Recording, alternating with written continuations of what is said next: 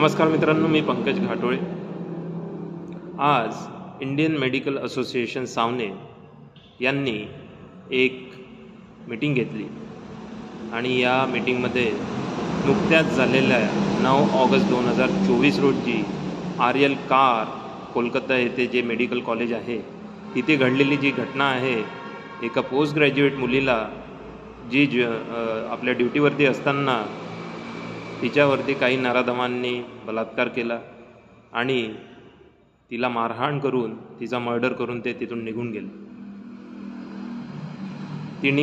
ती आपला जॉब 36 तास करून पुन्हा आपल्या जॉबवरतीच ती कंटिन्यू करत होती आणि या प्रसंगामध्ये एवढं डेडिकेशन दिल्यानंतरसुद्धा तिला या कठीण प्रसंगाला सामोरं जावं लागलं।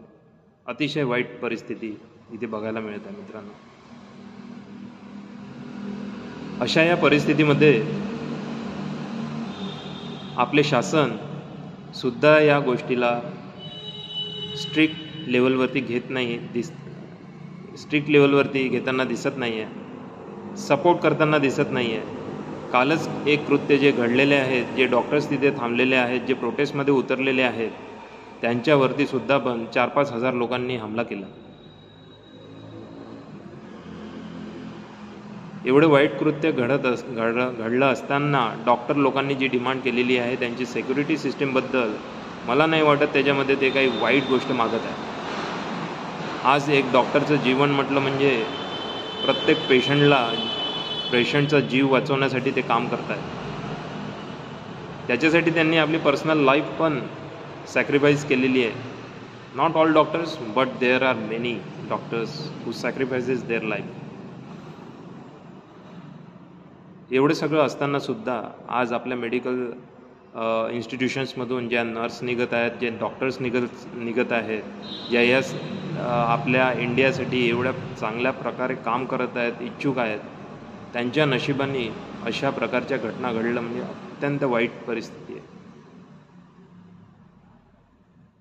या अशा घटनांसाठी शासनाने आपल्या कायद्यामध्ये काहीतरी फेरबदल करावा आणि या अशा घटना ज्या रोजच्या बेसिसवरती होत आहेत त्याला थांबवण्यासाठी काहीतरी स्ट्रिक्ट रेग्युलेशन्स काढावे असे मला पर्सनली वाटते,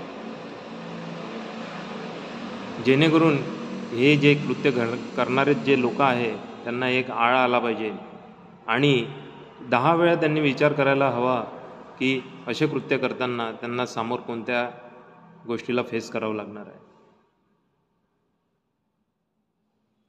हे जे घाणेरडं कृत्य झालेलं आहे त्याच्या अगेन्स्टमध्ये इंडियन मेडिकल असोसिएशन सावनेर यांनी उद्या संध्याकाळी म्हणजे 17 ऑगस्ट 2024 रोजी सावनेर येथील गांधी चौकामध्ये एक कॅन्डल मार्च ठेवलेला आहे संध्याकाळी 6 वाजता।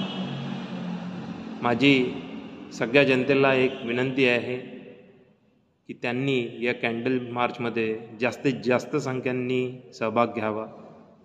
जास्तीत जास्त मुलींनी, जास्तीत जास्त मुलांनी, ज्या जॉबवरती असलेल्या महिला, ज्या एज्युकेटेड महिला आज ज्या जॉब करत आहेत किंवा घरी आहेत, त्यांनीसुद्धा या प्रोटेस्टमध्ये भाग घ्यायला हवा। आज जरी पीडित मुलगी आपली कोणी नसली, परंतु येणाऱ्या काळामध्ये आपण आपल्या मुलांना, आपल्या मुलींना सेक्यूर करणं ही आपली पहिली जबाबदारी बनते।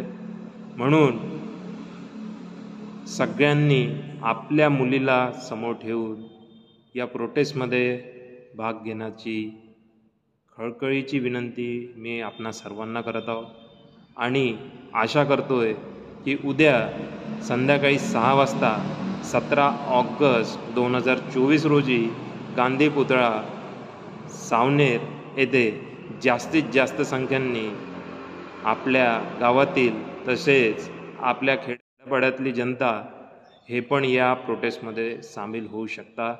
तरी जास्तीत जास्त संख्यांनी या प्रोटेस्टला यावे, जेणेकरून आपण आपला आवाज हा शासनापर्यंत पोहोचवू शकू आणि पीडित मुलीला एक श्रद्धांजली देऊ शकू आणि शासनापर्यंत आपला आवाज पोहोचवू शकू। धन्यवाद। मी पंकज घाटोळे. भेटूया उद्या 17 ऑगस्ट 2024 रोजी गांधी पुतळा सावनेर.